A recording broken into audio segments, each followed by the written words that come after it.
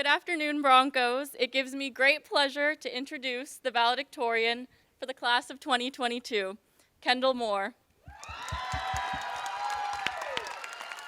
Kendall is graduating with majors in neuroscience and ethnic studies and minors in biology and African American studies. Kendall is a Johnson Scholar, where they have had the opportunity to develop compassionate and empowered leadership skills to help create a more just, humane, and sustainable world. Many of Kendall's activities reflect their commitment to creating a more just and inclusive world, such as research on the ethics of anti-bias virtual reality technology. Kendall has also been a campus leader advocating for inclusiveness, social justice, and community building as a student ambassador, an orientation leader, and a member of Together for Ladies of Color. I'm honored to invite Kendall to the podium to deliver the valedictory address for the class of 2022.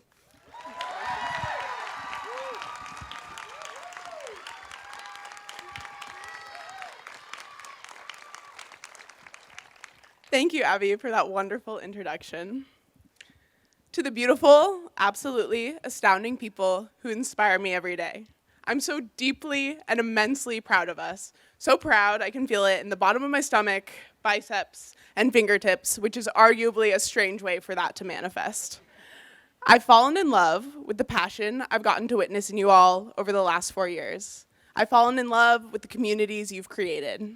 I found so much joy in simply getting to watch you all succeed and getting to sit at my kitchen table, my favorite vantage point, and watch as my housemates wander in from dance practices, community gardens, sports business meetings, painting masterpieces, or even from constructing a senior thesis entirely about nudes.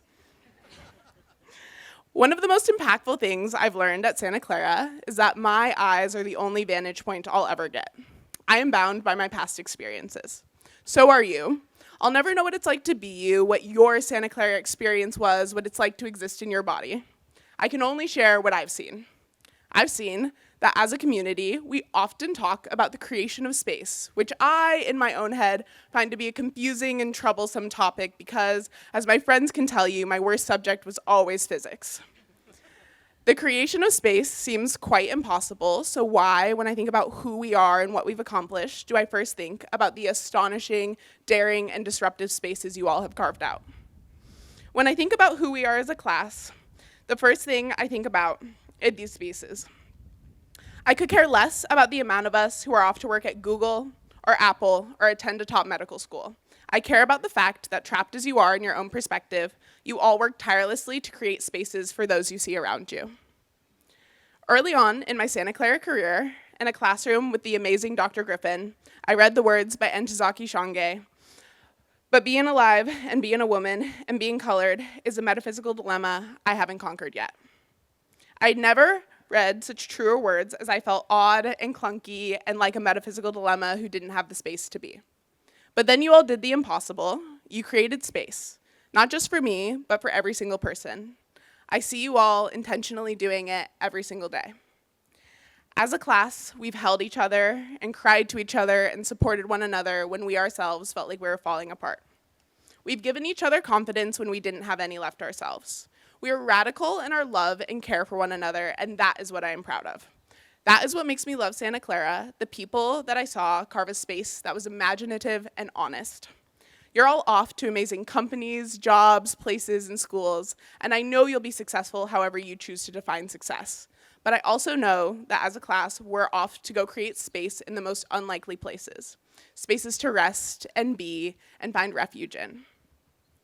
Just a month ago, once again in a classroom with Dr. Griffin, albeit virtually, I read a quote from Toni Morrison about a fictional character. She's New World Black and New World woman extracting choice from choicelessness, responding inventively to found things. Improvisational, daring, disruptive, imaginative, modern, out of the house, outlawed, unpolicing, uncontained, and uncontainable. These words made me think about the absolutely improvisational, daring, disruptive, imaginative, modern spaces you all created, the spaces that solve metaphysical dilemmas. It made me think about the unpoliced, uncontained, and uncontainable actions we have taken as a class to ensure that there is support and visibility for every single person at SCU. These words made me reflect on the fact that I feel confident that we will continue to center these values as we go into a new world and create spheres of life that have more room for more voices, opinions, and ideas, even if they go against the standard, and even if it means checking and questioning pre-existing systems of power. We took one of the most difficult years of our lives, one of the most difficult times for us as a community, and extracted choice from choicelessness, redefining standards for what community care is. As much as our year was full of celebration, it was also full of deep sorrow.